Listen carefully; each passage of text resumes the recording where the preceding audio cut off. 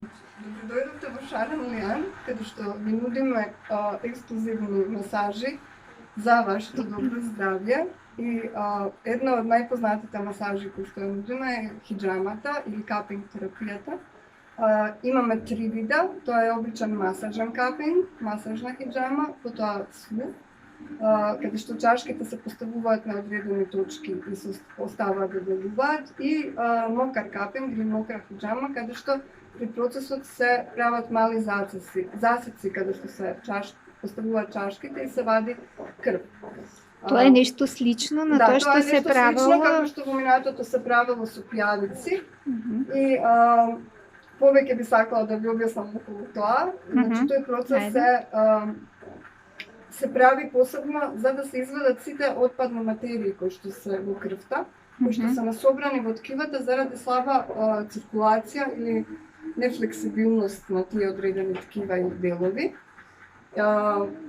Не се големи раните, значи тоа е многу минимално, помалку него маче да ве гребне. И лабораториски испитана крв која што се вади при тој процес е повеќе од 70-80% отпад. Отпадна материја, значи онаа крв која што телото би требало по природен процес да ја елиминира од ткивата, ама сепак се седат таму. Тоа е. И со тој процес, значи кога ќе се извади таа крв, доаѓа на тие места нова крв која што носи нова храна во ткивата и сите тие мали вени, малите капилари, значи се разработуваат и местото е поживо попрекопано. А на што треба да се... Да, има нови, едноставно нови состојки. А на што треба да се внимава после тоа? После тоа треба да се внимава 2 дена, да се јаде доста чисто, значи да се пие доста вода, шеќер да не се употребува, месо исто така и млечни продукти, значи 2 дена после. 2 дена. Значи новата крв што ќе се создаде да биде почиста.